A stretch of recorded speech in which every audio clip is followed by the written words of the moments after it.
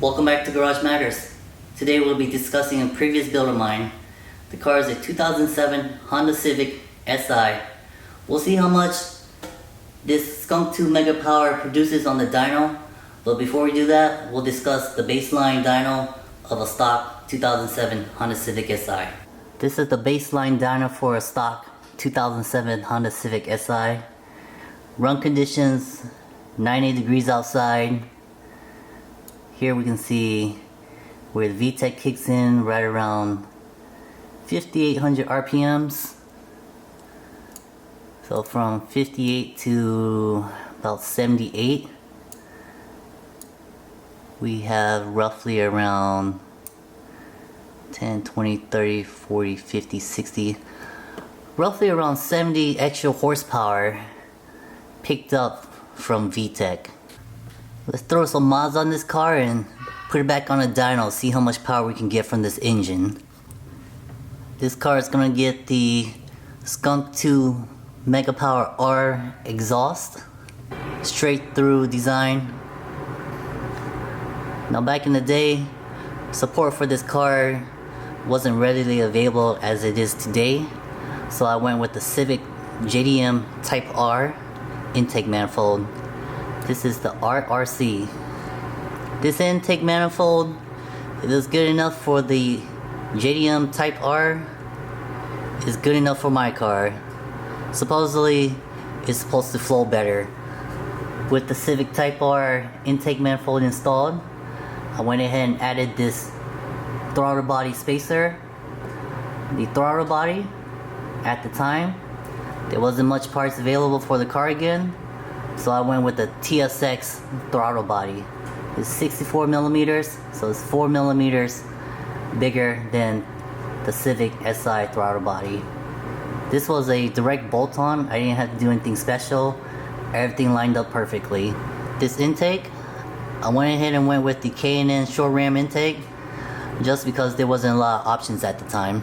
Now with the retune of Flash Pro, the intake manifold, throttle body spacer, throttle body from the TSX, short ram intake, and catback exhaust, this car made a whopping 205 horsepower. This is the header I was running on my car before I sold it. This is the Skunk2 MegaPower race header. It's a 4-2-1 design, so this tri-wide design is supposed to help with mid to upper range horsepower and torque gains. Now at the time when I was looking for a set of headers for my car, there's either Skunk2 or GC Sports. I went ahead and went with the Skunk2, even though it was a little more costlier. I got suckered into watching the Compass 360 Civic race team, and it was advertised that these headers were the same headers that the Compass 360 race team were using on their Honda Civics. So that's why I went ahead and went with this one. After a few years of this header coming out, they did come out with the Alpha Series.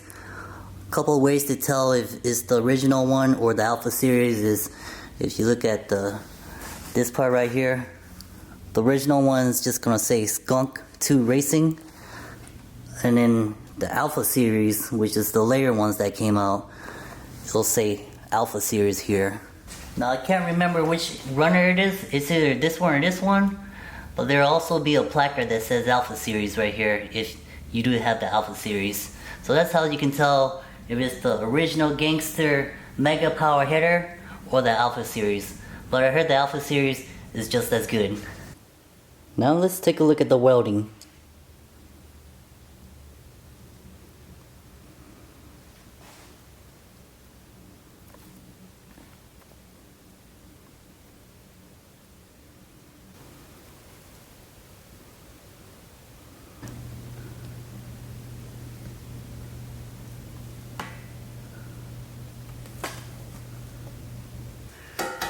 It's time to see what this MegaPower race header can do on the dyno. Now with the car dyno with the race header, we can compare with and without. So the red line is with, the blue line is without. So here we'll take a look right around the VTEC crossover. looks roughly around about 15 to 20 extra horsepower by swapping out the header and retuning it. Torque wise, we're looking around close to 25 to 30 foot-pounds of torque, right around VTEC crossover. So that's your mid-range. So we'll take a look up here. So up here, around the mid-range, we're looking at roughly around about 11 horsepower. And then peak is going to be right around about the same, 10-15 horsepower.